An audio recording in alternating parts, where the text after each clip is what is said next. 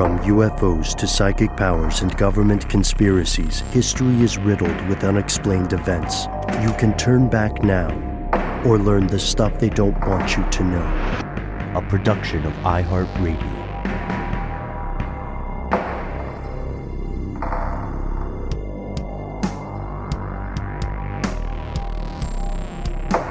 Hello, welcome back to the show. My name is Matt. My name is Noel. They call me Ben. We are joined as always with our super producer, Paul Mission Control Decant. Most importantly, you are here, and that makes this stuff they don't want you to know. We live in interesting times, gentlemen, and it's time that we talk about elections. Seems basic stuff, right? But they're a big deal, even when they are not perfect. Every year, billions upon billions of dollars go into securing votes, spreading one message, attacking another, ultimately with the aim of getting, quote unquote, your candidate in office. In some countries, like in the Democratic People's Republic of Korea, elections are more or less rubber stamp. They're a formality. In other countries, like the US, they are hotly contested. They are an industry as much as a political process. And here in the States, it is virtually a guarantee that no matter who wins the presidential election, some part of the population is going to say that it was rigged. I mean, it's crazy. If you look back over the decades, for a long time, for many years, voters seem to kind of trust the official results, the political system. But over the recent decades, more and more people are more and more concerned about the legitimacy of this process. And part of that is due to the increased availability of information. Part of it is due to the spread of new technologies. The best way to look at it or describe it is this, and it's something I think we had explored in a past episode. It is not that there are more skeletons in democracy's closet. It's just now we're able to turn on more lights to search for them. So as we and all of us listening here in the U.S. approach the presidential elections in November, we were inspired by this anonymous voicemail to dig into the story of elections gone wrong. Perhaps it will be a cautionary tale. Through the TV show Narcos, Mexico, and through my own research, I found out that the 1988 Mexican elections were rigged by both parties. And according to what I saw, it was for the good of the nation. That's what they said. And I was wondering if that's something that could set a precedent in this next election here in the U.S. If you're not just to look into that. Thanks. Oh, yes. The concept that someone, somewhere, specifically in Mexico in 1988, rigged a democratic presidential election. For the good of the nation. Well, you were talking about democracy here, right? The concept that each of us, you, me, everybody we know, that we, living as citizens of a country, can make or could make the best decision for that country about who should lead it, right? That's the painted lines on the road faith thing that we're kind of going into with this one, right, Ben? Yep. So why should you care about something that happened decades ago in Mexico? Here are the facts. Presidential elections in Mexico bear a lot of similarities to elections in the U.S., but there are several noticeable differences. Maybe we can start with the similarities. I'll throw one out there. Mexico has a president. Yeah, no, that definitely is the first one. Both countries have huge public campaigns, media blitzes, personal appearances, debates, opinion polls, and talking heads all over the news covering the election. It's a very, very similar experience to what we see here during an election cycle. Not a great show, but it was the first time I really saw what this looks like. The show Weeds, there's a character that becomes that is the president of Mexico, and you kind of see a lot of the pomp and circumstances surrounding that political process in one of the later seasons of that show. That was pretty maligned, but it was, one of the first times I was aware, okay, this is how it works there. It's very similar to how it is here. And as the caller mentioned, that's also something that you see a bit of in Narcos, which is a superior show. Yes, and when you're thinking about casting your vote, if you are 18 years or older, you have likely done this before. You go to your designated polling place, you cast your ballot either on paper or electronically, and it is, in all likelihood, we know that in 1988 in Mexico, the ballots were done by hand. It was a paper ballot. And, that there's something to that, having a physical paper thing that then gets counted, and then wherever you live, your local area, all those votes get counted up, and then all of those votes from all the different local areas get counted up, and that's how you win an election or lose one. Yeah. So if you were voting in Mexico on election day, and you were voting in the U.S. on election day, odds are you would have kind of a similar experience, right? Especially in, as you said, Matt, the days of paper voting. Back when hanging chads meant something other than, people at Abercrombie and Fitch. But there are significant differences, and they make a big difference here. In some ways, you could argue these are changes that the U.S. should consider. First, Mexico's system is younger. The president's powers of office come from the revolutionary constitution of 1917. So the first quote-unquote modern Mexican president comes to us in 1917, and there's a very, very big difference.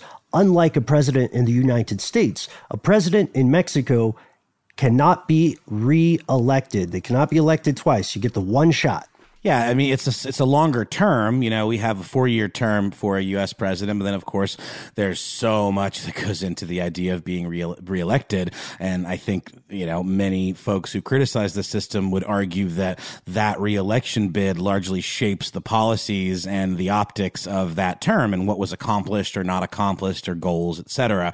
So I don't know. I like this idea of a single 6-year term, and then you're done.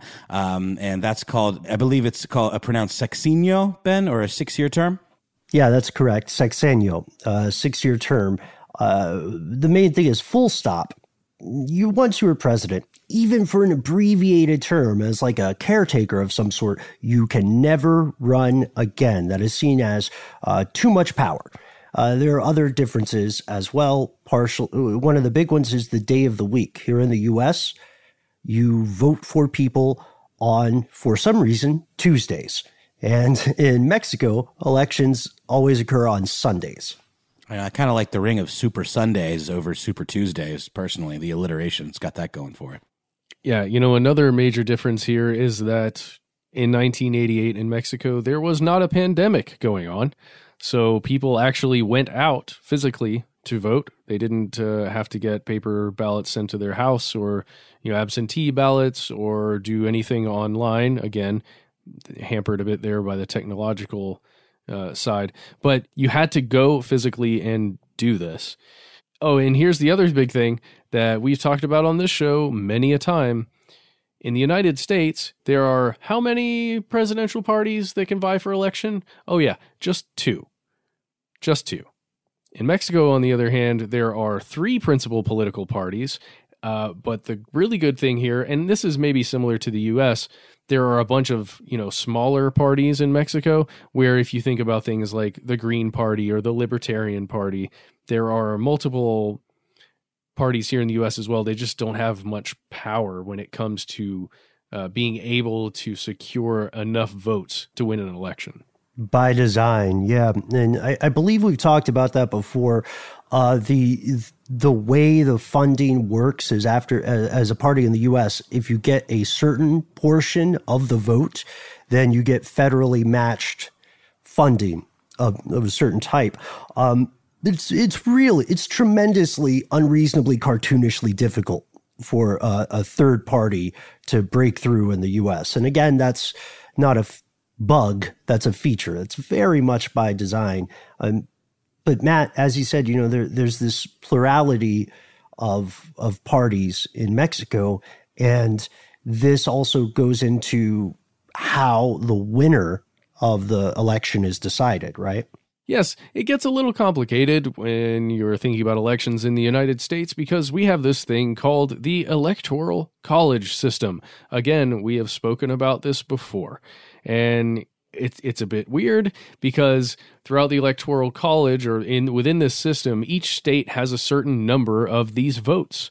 And then when the voting, the popular vote comes in from all of the citizens within, let's say, Georgia, depending on the proportion of, popular voting for candidate A versus candidate B is going to depend how many electoral college votes actually get cast for the presidential election. And now here's where it gets really weird. It changes depending on the state you're in, because some states give all the electoral college votes to the winner. Others give a proportional amount of votes to the winner. And the political parties are in charge of the electoral college voters. Right. And off mic, I was confused, as many of you may still be, about the difference between majority and plurality. And Ben made the great point that plurality, in theory, allows more cooperation between parties, and our electoral college system is sort of set up to be incredibly divisive between parties, and the cooperation just isn't a thing. And it's very much an all or nothing kind of campaign with very little cooperation across the board. And that's sort of been a big issue with our government in general, is this idea of communicating across the aisle or whatever. So when I first heard this, I was like, this is interesting. This seems like a better system. Yeah. So that's one of the big differences for how the winner is chosen in the episode of Highlander known as presidential elections. In Mexico, the winner is chosen by plurality. In the U.S., the winner is chosen through majority. And as you said, Matt, the electoral college system is a complicated thing by design. It has good intentions, and it functions often to sort of remove power from many demographics. That's why it's weird for outside observers to say, "Wait, this candidate lost the popular vote. Why are they president?" I'm like, "Oh, well, we have this whole other vote. We don't get to really vote in it, but that's the one that counts." I know a lot of people have problems saying that, but there's not many holes you can poke in what I just said. Ben, I love that you mentioned best intentions. So I think that's going to be a big theme in today's episode that we're going to see popping up, and what that actually means. And where are those intentions coming from? That can make a huge difference. Let's just continue down this train of some of the similarities and differences just between voting and elections in the U.S. versus Mexico. So in the United States here, our elections take place in November. Our presidential elections, at least, take place in November. And then whoever wins goes into office and is inaugurated in January of the following year. Now, in Mexico, the elections are held in early July. And then whoever wins those elections comes in December, which is really interesting. It's like getting a bit of an early start on the new year, or like being able to establish the office prior to having to really begin executing anything. It's like becoming a teacher during the summer. So you get you get to do your prep work before the school year starts, as opposed to starting on day one with zero time to get your ducks in a row. I don't know. That's sort of a silly comparison, but I think it holds. Not bad at all. I think that's astute. And the interesting thing here is, remember we said that presidents only get to serve one term. So they're already kind of on the way out, which, by year 5, year 6, which makes the parties in Mexico, the ones who got the president elected, even more influential. And in this country, in Mexico, the sitting president, whomever they are, whatever their party is, they are banned from endorsing any candidate, and they are banned from campaigning with them, at least officially. But think about that. Imagine if you live within the U.S. or you just watch the news around the time of a U.S. presidential election. Imagine how often you see a sitting president speaking highly of the next person within their party that's in line to take over. It's just such a ubiquitous image that goes out there, and a way to use existing power to to promote the next person. Well, and it carries so much weight, and it's just part of the system. The idea of an endorsement is as part of the system as, casting your vote. I mean, it's completely intertwined with the idea of democracy. No one thinks anything negative about the idea of an endorsement, right? I guess what I mean is it's a lever to pull in an attempt to maintain the power structures for that party. Yeah, and it's one of the biggest. It's one of the biggest switches you can pull. In fact, here in the U.S., it would be extraordinary. It would be unprecedented. Sorry, it would be unprecedented for a sitting president not to endorse, especially, at the end of their 2 terms or they're not running for re-election. It would be bizarre. It would be like we're in the upside down for a sitting president to not endorse the candidate from their party.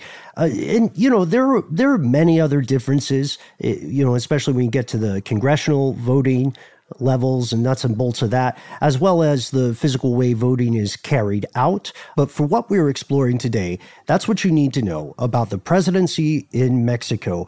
And multiple observers will probably assure you that the aspects of the voting system in Mexico are superior to parts of the U.S. voting system. But let's explore a specific example and why it matters today. We'll do this after a word from our sponsor.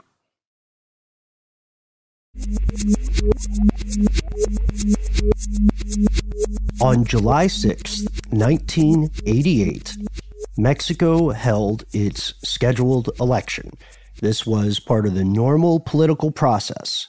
There were 3 candidates in the front running, each from one of the 3, primary political party power sources. It was Carlos Salinas de Gortari, Cuauhtémoc Cárdenas, and Manuel Cloutier. We're not native speakers, so apologies for any mispronunciations there. But ultimately, here's what happened. The very end of it is that the Ministry of the Interior declared Salinas the winner and said that he had received 50.7% of the vote, 50.7. This was the lowest winning number for a candidate in the entire history of Mexico's election system since it started in 1917. It was just eke and pass the post, It's like a nose-to-nose finish there. Yeah, that 0.7 made all the difference. And that was since the institution of the system in 1917. And so that leads to some questions. Was it rigged? That sure is a narrow margin. It seems like a little bit suspect, perhaps.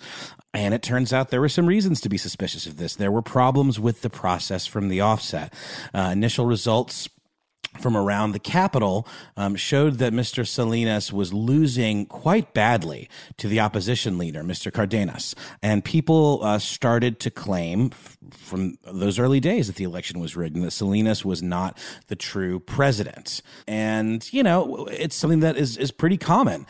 We hear it in this country as well. The idea that when things are close, that something is afoot, that there is some sort of foul plays involved. And as I said, plenty of examples in the history of the United States to compare this to. So what's different about this case? Well, the thing that's different is that in this case, we're not just seeing claims that this election was rigged, on internet forums after the fact. We're not looking at claims from the opposition saying that something was wrong, or pundits who are going on television, just to speak poorly about the person that won.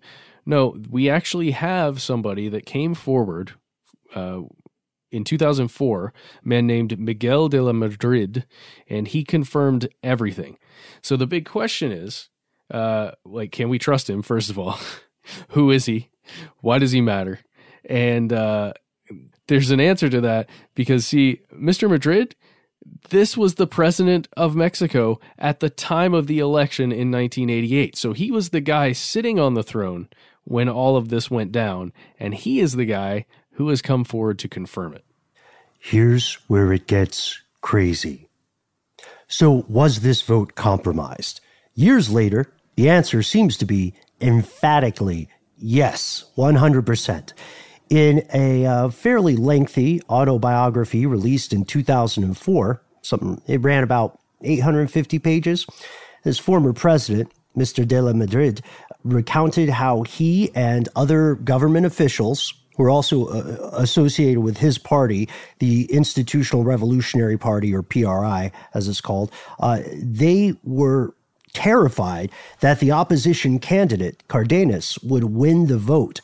And so if he won the vote, he would drive their hand-picked successor out of office, but he would do something much more dangerous to them than that. He would drive the PRI party out of power. And that meant that they would get their fingers cut out from a lot of pies that they were in business and government, likely in criminal activities. I said what I said. And this is terrifying. He is so candid about it now. Mr. de la Madrid said when he heard the news about how bad things were going when the people were actually allowed to vote the way they wanted to, he said, "I felt like a bucket of ice water had fallen on me. I became afraid that the results were similar across the country and that the PRI would lose the presidency." Notice he doesn't say the presidential candidate would lose the presidency. He says the party would lose the presidency. So we would lose control. Right. So what happened? Yeah, I mean, as poll results started coming in, the Secretary of the Interior told him that the initial results were not looking good for the PRI, and the public demanded these returns, according to Madrid himself.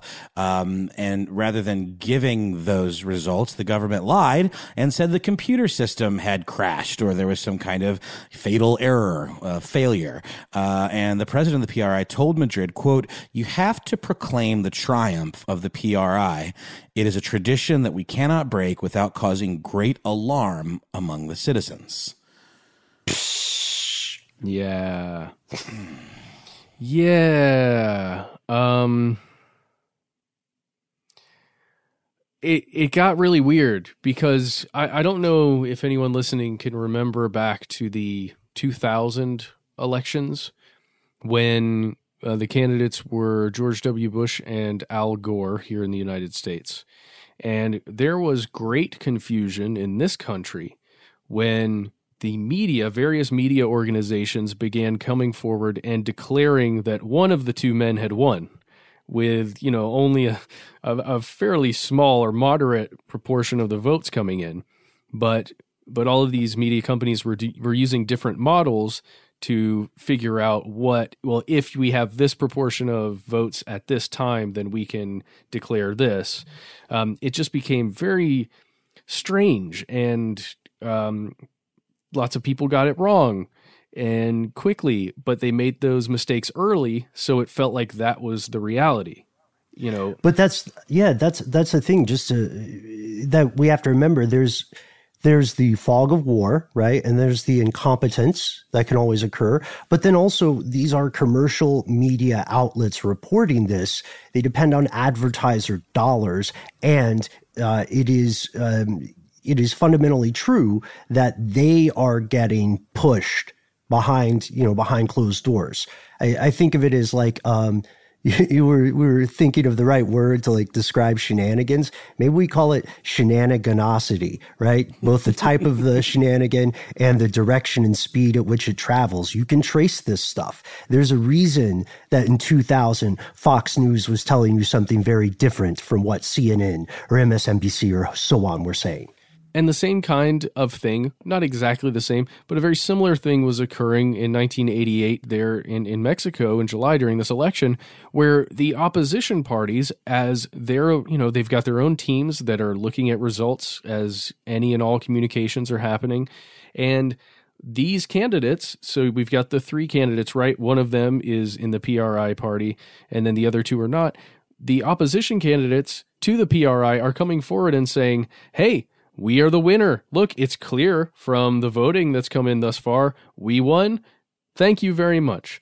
So everyone's declaring themselves the winner at the same time. Right. And so what do? The PRI had to kind of beat them to the punch at the very least. And without any official vote count, the president of the PRI declared his party the winner. And Mr. Madrid writes again in this tell-all kind of bombshell autobiography, quote, "As in any emergency, we had to act because the problems were rising fast.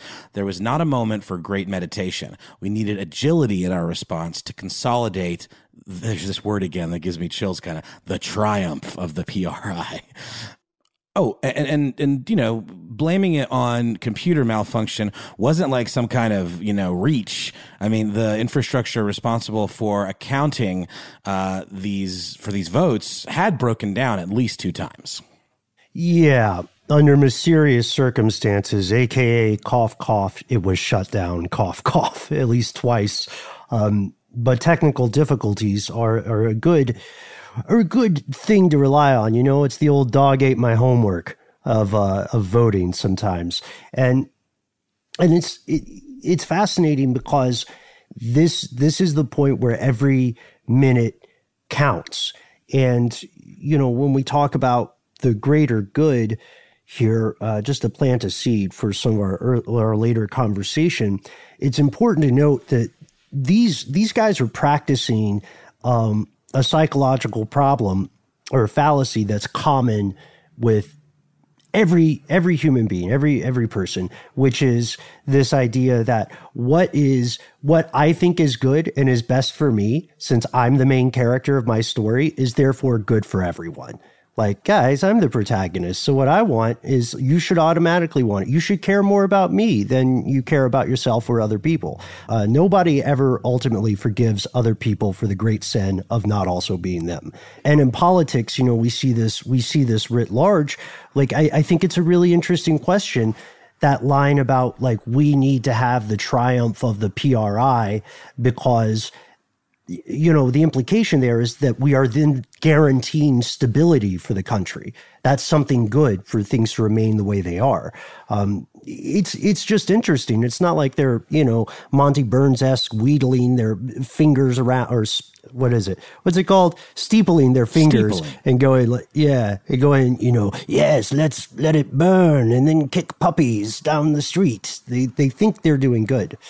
That's right. And that's something we were talking about before we started rolling today, this idea of the greater good, this idea of for the good of the nation. Like, if you truly believe your ideological stance, then why wouldn't you think, keeping your party in power is for the greater good? And it could well be with good intentions and not some kind of, we just want to screw over the other guy and it be for some sort of nefarious reason. Not to say that there aren't nefarious reasons, because ideology is a slippery slope and oftentimes people believe things that are not for the greater good. But if they do believe it, then that's a powerful thing, belief. So yeah, as far as they were concerned, this notion of protecting, defending this historical triumph of the PRI was with the best intentions, and as far as they were concerned, for the greater good of the nation. Yeah, so they did it. They declared they were the winners. And it kind of worked. We'll tell you all about it after a word from our sponsor.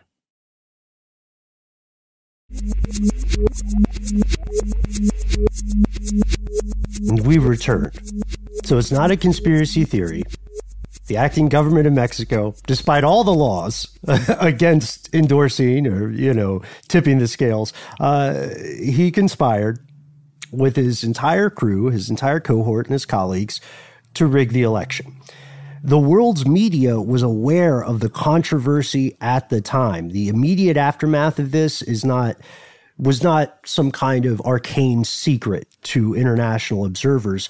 There's a journalist, Storer H. Rowley, who was writing for the Chicago Tribune at the time, who the article's really interesting to read because Rowley spends the first few paragraphs basically saying, Mexico is so crooked. Like, it's not a spoiler. The elections have always, like, it's like part of the culture of Mexico to rig elections, which is, not the most helpful way to lead into this story. Yeah, the quote that he pulls right in that first paragraph, Ben, about how the stuff that was happening in this presidential election would, quote, make even an old-time Chicago machine politician proud.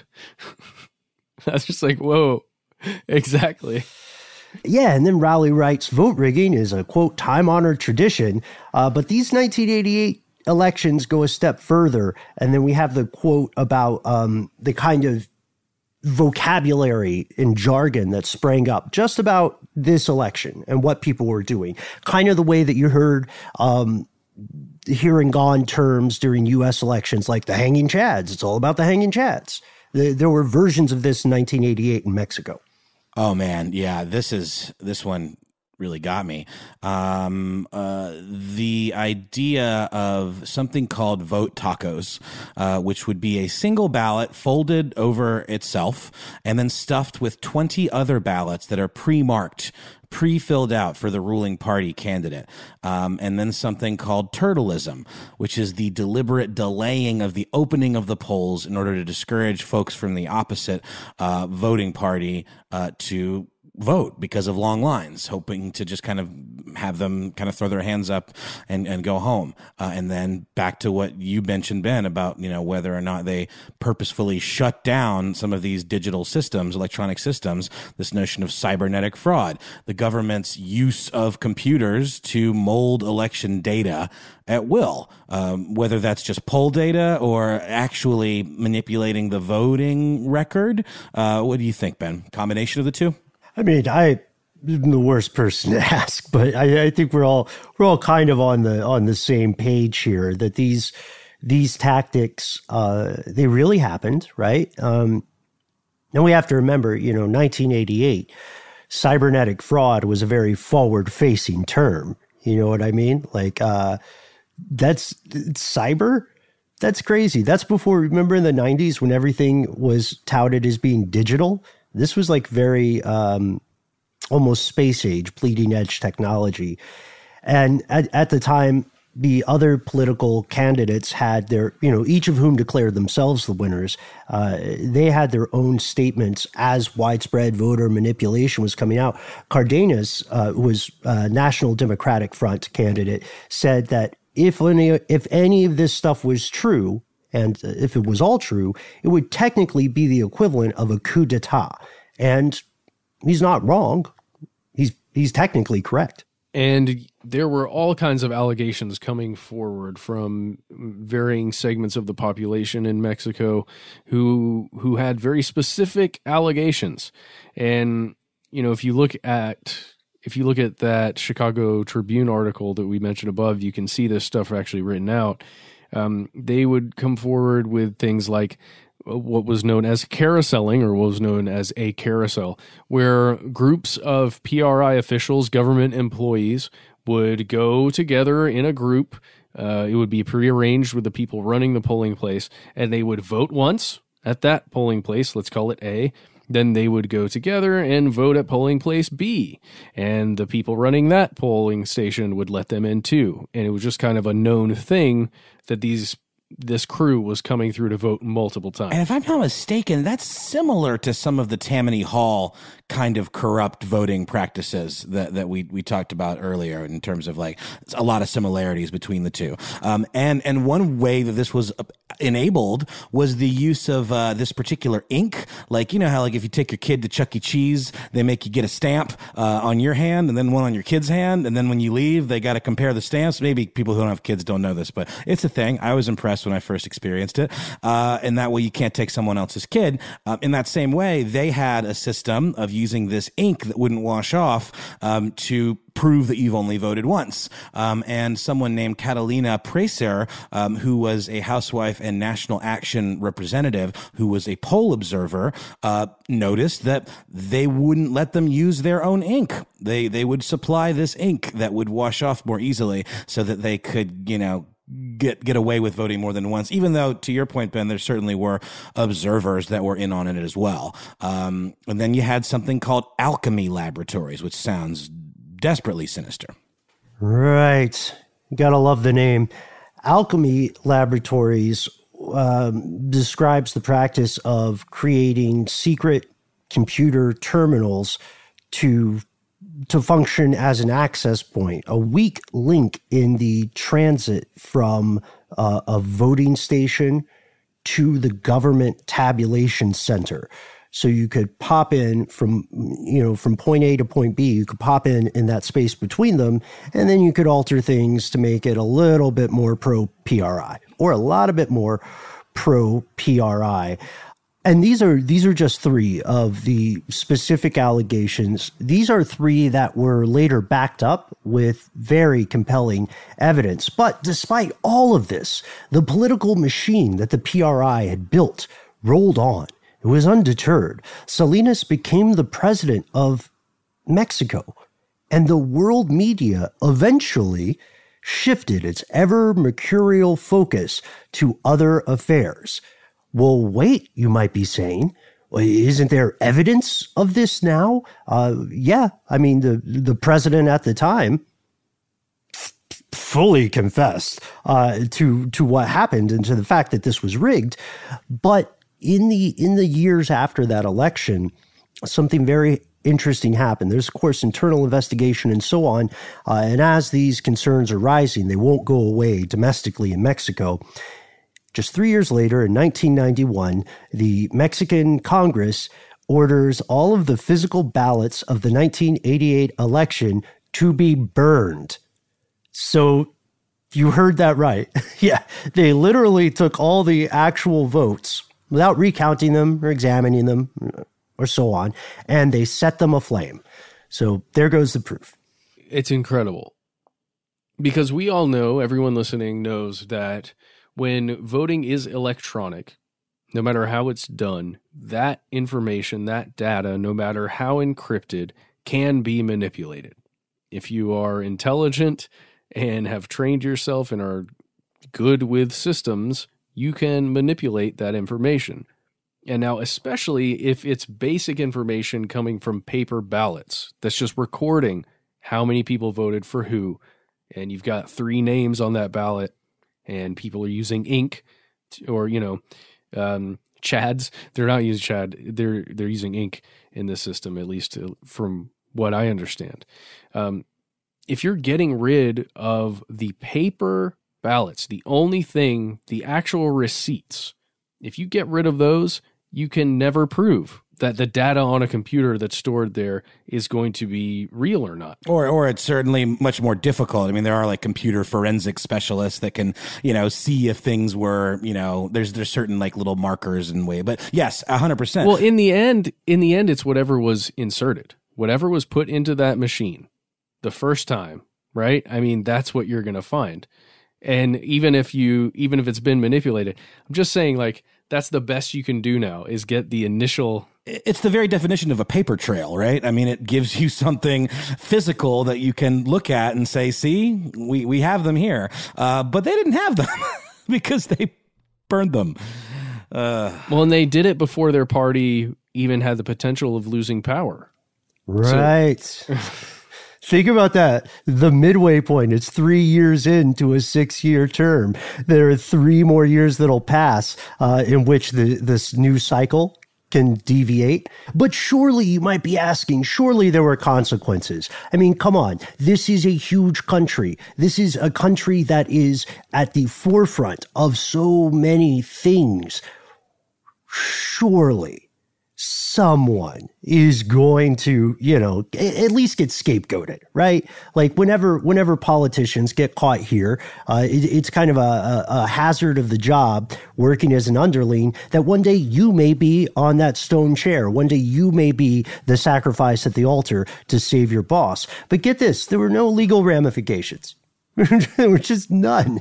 Even in 2004, 2005, when Madrid comes out and says, "Yeah, we rigged it," his old colleagues turned on him, and they were like, "Did we though?" Yeah, they completely discredited him, characterized him as being some kind of bitter old man, possibly even used some little ageist tactics against him because he was 71 at the time. But yeah. They also trotted out the old trusty that his comments were being taken out of context, which is basically like gaslighting the public, saying, no, he said what he said, but you don't understand what he really meant. And then didn't give him the opportunity to respond, or, just kind of buried it. So it really kind of makes you wonder what went on in subsequent elections. What's going on right now? It's kind of like when Conan O'Brien keeps trying to say that he said he steals children's shoes and nails them to walls of his closet was a figure of speech, right? It's exactly the same thing, Ben. It's the worst Easter egg we've ever done. I love that you put that in, though, because I just heard him talk about that. Well, it can be used in a different way, too. Like, with our current president, he'll make comments. They'll be taken a certain way. And then he'll come back and try to pick up the pieces by saying, oh, no, you took what I said out of context. But ultimately, it's a form of spin that he's doing himself with this megaphone that he has in the form of Twitter and this direct line to the public. So he's not even filtering it through PR. He himself is saying, no, you don't understand what I meant. I meant this. And it's a way of potentially being able to say whatever he wants and then have an out later. So this isn't quite the same thing, but it's not that far off. I would just say it's astonishing to me, not to make it personal, but it is astonishing that this is the first I'm hearing about this. When our friend left that voicemail, it was the first time I had learned about the 1988 presidential election, perhaps because I didn't take enough government classes or something in my educational pursuits, but maybe I would have heard about it. But dang, I wonder how many people out there listening right now knew about this, because it feels surreal that this could happen. It's massively disquieting to see how many contemporaneous quotations exist from voters in Mexico at the time who are saying, look, the PRI is going to do something. They're going to win. I'm going to vote against them, but they're going to win. And it turned out that they were right. And I think you guys are making fantastic points. It makes you wonder about other elections. We don't talk about it in this country as often as we should. We're very fortunate. I think we talked about it a little bit when I was monologuing on a previous episode about North Korea, but the peaceful passage of power, the peaceful transfer is an enormously vulnerable time for any country. And we have, as a country in the U.S., been very, very fortunate. These things, these things end in war more often than, a lot of people would be comfortable believing. That's because democracy is not a static institution. The house is haunted, and it always has been. It's never been a safe institution either. As a resident of any country that allows voting, you're probably often told it's your right to do so, right? But it's not quite your right. It's your responsibility. And there are a lot of people who say, well, I don't vote because it doesn't matter. Because, whomever I vote for, there's always going to be something like the PRI, and they're always going to come in, and they're always going to win, right? But that does not absolve you of that responsibility. That's like saying, you know what? I got up this morning. I'm not going to make my bed because at some point in the future, I'll just have to make it again. That's not the point. The point of this, the difference between making your bed and voting, I guess, I'm going to ride this horrible analogy into the sunset, is voting is a responsibility that numerous powers, wherever you live, numerous powers do not want to see you exercise this thing. Why? Ask yourself, why does the Mexican election of 1988, more than 3 decades from now, why does it seem like a parable? Why does it seem like a cautionary tale? Why is Election Day not a holiday in the United States? Why does voting seem, I don't know about you guys. I think we're not the dullest crayons in the box, right? We can figure stuff out, but the rules for voting are so Byzantine. There's so many opportunities for things to go wrong. Is it by accident, incompetence? Is it by design? Why do you guys think this is the case? Why is voting not a holiday here? Well, I don't know, Ben, but you got me thinking I really need to go make up my bed as soon as we finish this podcast, both as a real thing that I should do and as your analogy, which holds true. Because you're right, it's a maintenance thing. You can't just lean on your laurels and be like, okay, it worked once, now I don't ever have to do it again. Or, okay, I did it once. You got to police it yourself. You have to be aware. You have to pay attention and not settle for anything less than openness of democracy. And it's not always easy to do. And we're living in a time where it feels like it's maybe even slipping away even more. But I think, I would just join you both of you gentlemen in urging folks just to pay attention and don't give up in the process just because you don't think it's working for you all the time, because it might not happen overnight, but it's definitely something that you have to kind of keep at and keep after to make work, or to at least exercise your part of it working. Okay, I got two things. Just the concept that we outlined earlier in the episode, that in Mexico you vote on a Sunday, and in the United States you vote on a Tuesday. And we live in countries that are capitalist and based on people working during work days a lot of times to make money, to then pay taxes, to then support the government. And you vote on the people that you want to run the government. But just for us to do it on a Tuesday versus, even if it's not a holiday, Ben, if it's just on a weekend, I can see that being very beneficial for a large portion of people. However, if it's on a weekend, then all of the people who work in restaurants, all the people, who work in service industry and hospitality, they're not going to have an easier time voting if it's on a Sunday. So basically, you've kind of like reconvinced me that it absolutely should be a holiday, the way we have bank holidays or any other holiday, where that's all you do that day. That's it. And there's a lot being made of the legality or illegality of mail-in votes. I think that was a big thing that, was fact-checked by Twitter, that no, it is perfectly legal to mail in your vote, and to do an absentee ballot, et cetera. And, the very fact that there's rhetoric around trying to demonize the practice of doing a mail-in ballot seems to be part of this whole rigging the system situation. I don't know. What do you guys think about that? It's been a big topic of debate here in the United States of late. The thing is, part of it goes back to, I would say, kind of decentralization of the voting process, the fact that it's state by state, the fact that some people who can vote in one state, felons, for example, may not be able to vote in another. Those kind of things inherently mean that the circumstances, state by state, are not equal in this regard. And when they are not equal in this regard, then that means that people are, I wouldn't say necessarily being disenfranchised, but people are not getting the same fair shot at voting and making their voice heard that people in other states are.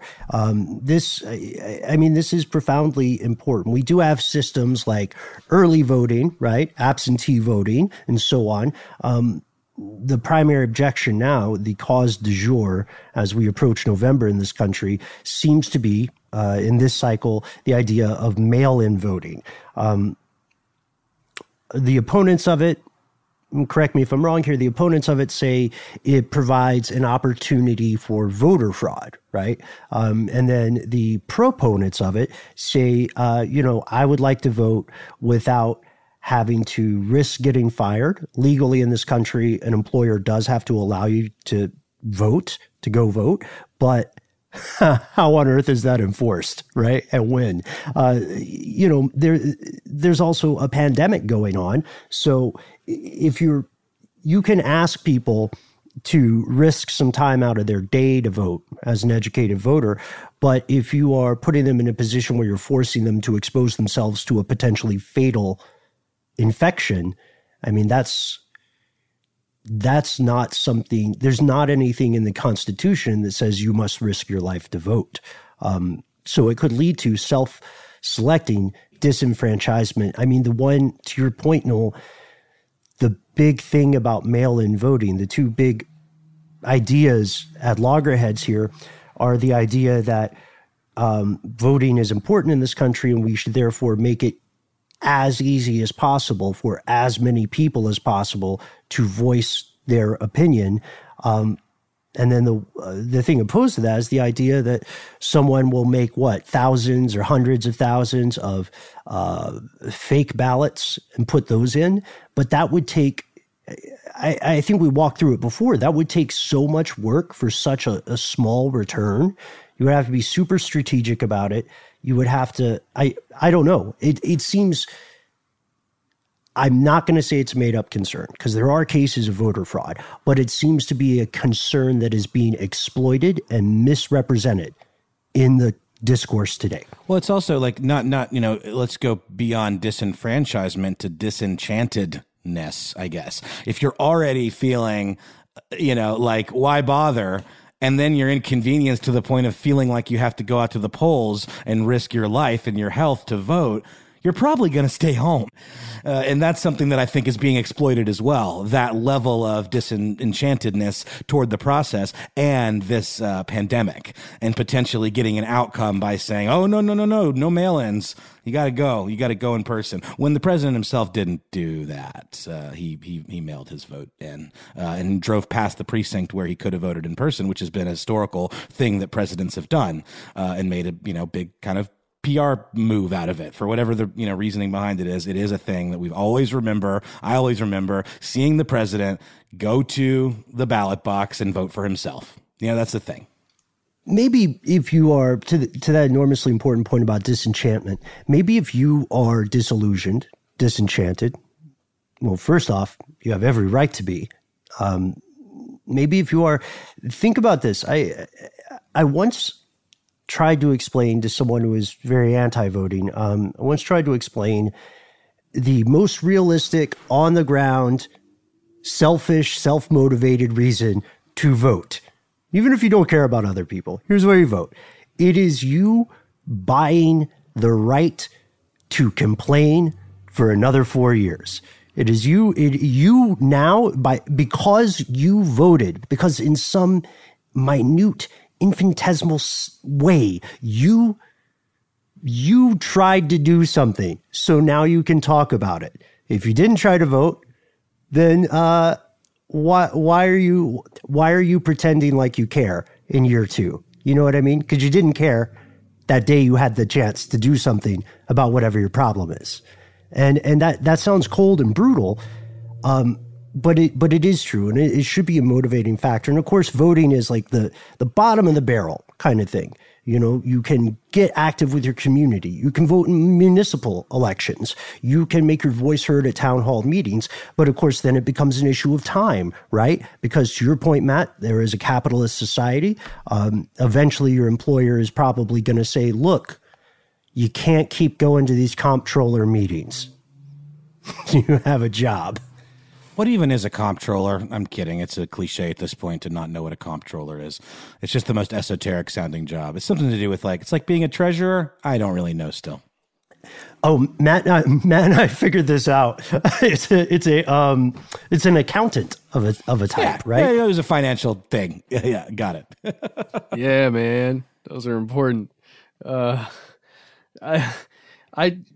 Gosh, okay, we're talking about all this stuff. I would say go find the old clip of George Carlin talking about choosing whether or not to stay at home and family-friendly show pleasure oneself versus going in and voting.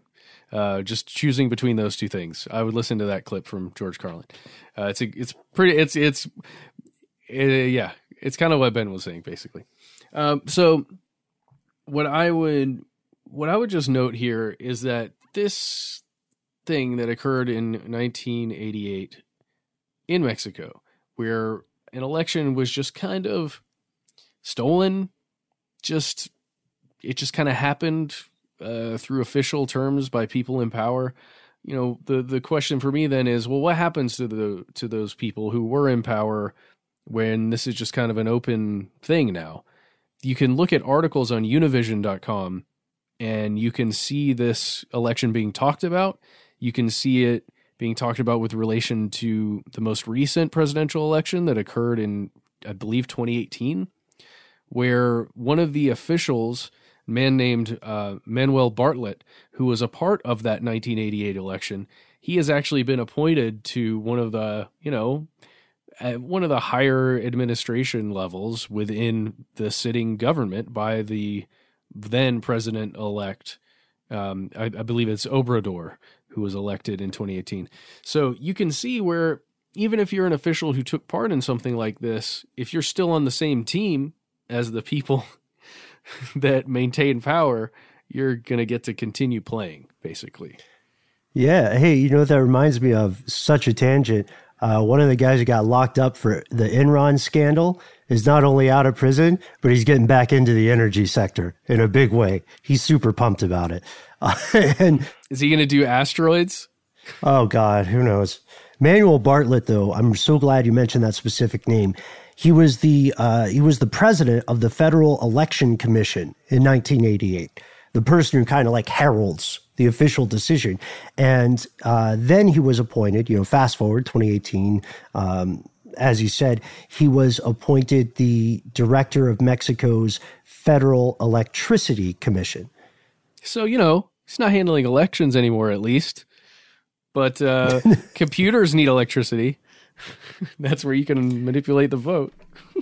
So is this a case of one bad institutional apple? Or is this a cautionary tale that isn't told as often as it should be? Is this just one of many examples? If you are someone in the U.S. who does vote, regardless of what degree you find yourself participating, then now is the time to go check your voter registration. Because depending on what state you live in, you might be surprised to find whether or not you're on the rolls. This happens any number of times for any number of reasons. Not all, supervillain conspiratorial stuff. Some just pure incompetence, or some just the hazard of a machine with millions of moving parts. But it is in your best interest, because even if you don't think your vote counts, you don't want to be someone on social media in like 2022 talking about something and someone asks you if you voted and you say you didn't, because that will remove what people will see as your right to have an opinion. And we're not talking about the three or four of us or you listening now. We're talking about the people you talk to later. Put your money where your mouth is. That's right. And if you do want to find out what your registration is or what your status is as a voter within the U.S., if you have a search engine, you can find it very easily. There will be a .gov website for your state in all likelihood. There's one for our state and several others that I just spot checked, where you can just type in a few things about your info. It's usually your date of birth, your name, and where you are, what county you're in, and you'll be able to find it. So we want to know what you think, not just about elections in general, not just about the future of elections in your country or abroad. We'd like to hear specific examples from your neck of the global woods. What shenanigans were about? What specific instances do you recall, and were there specific concrete ramifications? Because the people who stole an election in Mexico not too long ago, quite possibly while us and your fellow listeners were alive, those people got away with it. Those people got away with stealing an election, and that's just baffling. That's I would assume it's more difficult than, say, stealing a candy bar or a car. But, maybe we just have to give it the old college go. And what happens when you, let's say this is acknowledged unequivocally. We find this out about our government. This happened. Do you render every decision the illegitimate government made over the course of their tenure null and void? There's really no historical precedent for this. And their choice in Mexico was just to pretend it never happened. Well, Univision makes just a really good point of what really occurred when they stole the election, the PRI, is that they pushed back by 6 years the true instatement of democracy within Mexico, basically, is what they were saying. And that maybe that's not the full truth, because who's to say the elections prior to that were also stolen in some way. But still, it kind of gives you that feeling then. Well, if that one wasn't real, and we were all made to believe that it was real, then there's no way to prove that the other ones were right or legit. It's just an eroding of trust, I think. And we want to know what you think.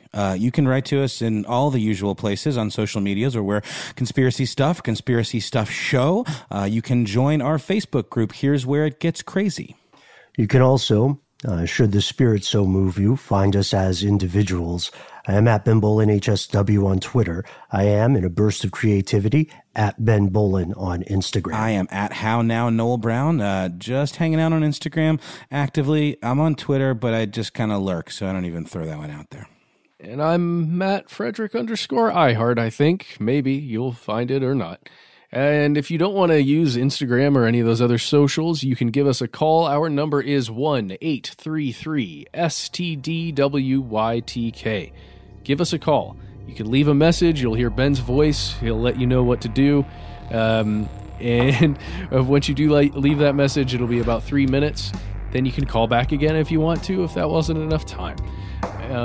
Feel free to give us a call anytime. It just goes straight to voicemail, and all three of us have access to it, so we will be listening. And if you don't want to do any of that stuff, why not just send us a good old-fashioned email? We are conspiracy@iheartradio.com.